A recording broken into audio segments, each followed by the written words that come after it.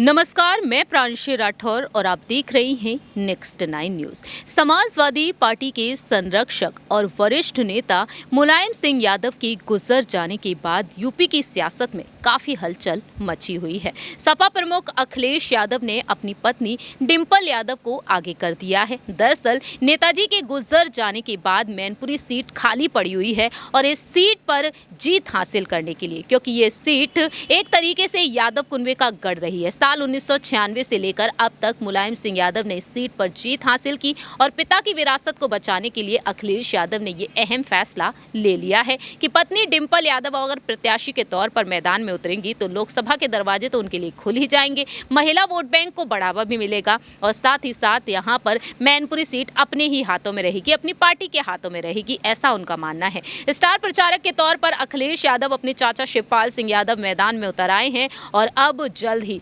चुनावी रणनीतियों के बीच रैली करती हुई नजर आएंगी डिंपल यादव। लेकिन इसी बीच यहां पर मायावती के फैसले ने हर किसी को चौंका दिया, क्योंकि बसपा ने अपना कोई भी उम्मीदवार नहीं उतारा है, ना ही मैनपुरी सीट पर, ना ही रामपुर में, ना ही खतौली में।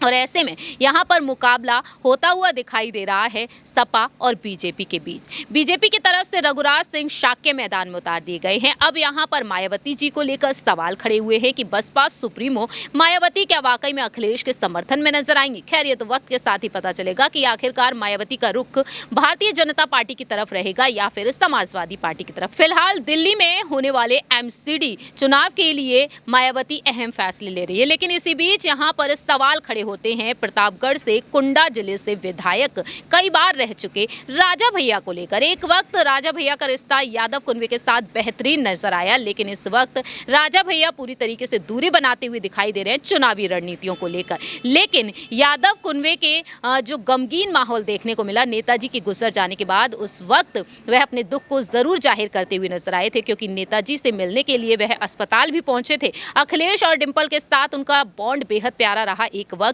लेकिन मायावती के साथ उनका 36 का आंकड़ा देखने को मिला है। आज बात करेंगे राजा भैया और मायावती के बारे में। आखिरकार मायावती जी के साथ रिश्ते को लेकर राजा भैया ने क्या कुछ कहा, हम बात करने जा रहे हैं यहाँ पर एक बेहद पुराने इंटरव्यू के बारे में, जिस वक्त राजा भैया से सवाल पूछे गए अखिलेश यादव के साथ रिश्तों को लेकर और साथ ही साथ मायावती के साथ भी। राजा भैया ने कहा कि मायावती और बसपा से विरोध के मेरे अलग कारण हैं। मायावती को लेकर राजा भैया ने कहा था कि हमारी उनसे अदावत नहीं है, राजनीतिक विरोध अलग बात है, हम राजनीतिक रूप से उनके साथ ना आए ये अलग बात है। हमने मायावती के लिए कभी भी हल्की बात नहीं कही, उनसे हमारा राजनीतिक विरोध रहा है। वहीं अखिलेश यादव के साथ रिश्ते पर उन्होंने कहा कि उनसे मेरा कोई रिश्ता नहीं है। उन्होंने कहा कि इसकी वजह तो वही जानते हैं। राज्यसभा चुनाव के दौरान हमने कहा कि हम बसपा को हराएंगे। सपा बसपा के गठबंधन से सपा के पुराने नेता भी खुश नहीं थे। एक तो वे जानते हैं कि गठबंधन ज्यादा नहीं चलेगा।